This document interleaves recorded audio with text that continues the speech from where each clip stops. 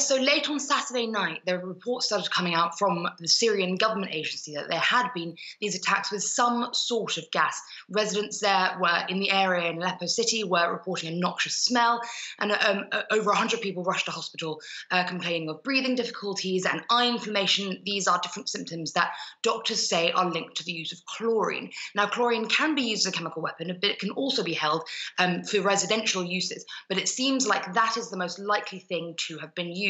And there have been varying reports from different areas here. The Russian government saying 46 people were injured, Syrian government saying over 100 people were injured, but no deaths. People were being released overnight on Saturday night.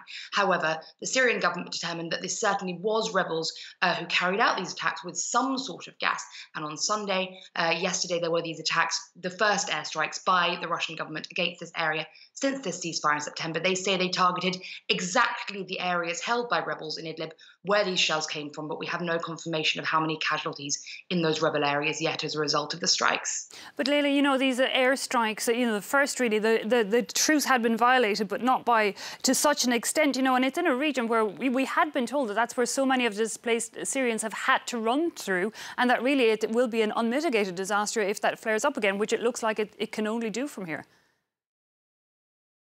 Yes, well, this is the concern. Different rebel and jihadist groups in the area saying this is a targeted attack by the government, saying that these attacks happened to try and break the ceasefire. Because the problem here has been that this ceasefire has held since September, but President Assad of Syria has always been very clear that he intends to retake the entire territory in the country. So it's not a permanent ceasefire. However, the Russians did warn the Turkish government, who they agreed this ceasefire with, before they went in with these airstrikes yesterday. So not entirely clear that they want the ceasefire to break just yet, whether or not the Syrian government does. But it's important to point out as well that the UN Chemical Weapons Monitor has said they have never found signs so far in the entire Syrian war of rebels using chemical weapons. So it's possible that this is a false flag and an attempt to try and break the ceasefire. At the moment, it doesn't seem that things are escalating yet, but there have been various instances of violence around the area. And so unfortunately, it does look like the ceasefire is fraying. If that's the case, about 3 million civilians living in that area who, again, will have nowhere else to go because the borders to both Turkey and Iraq are closed at the moment. And indeed, Leila, the fighting is escalating elsewhere in Syria over the weekend. Yes, we had huge amounts of fighting yesterday in the Euphrates Valley, which is where Kurdish-led US-backed militias are still fighting against the remnants of Islamic State.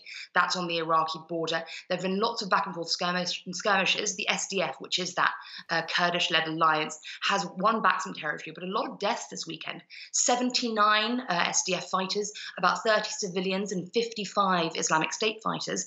Also lots of hostages taken by the Islamic State there, 30 Kurdish fighter hostages, and they had some more gruesome beheading videos taking place over the weekend. So there's been a lot of thought that Islamic State is down and out in the area, but they still are fighting quite strongly in this area of the Euphrates Valley on the Iraqi border. And we also had shelling in Idlib as well, which is in that ceasefire area, where 2 women and 7 children were killed by regime shelling. So it does seem that the violence is starting up again. Whether that continues or this was an isolated incident, an isolated weekend full of violence is unclear as yet.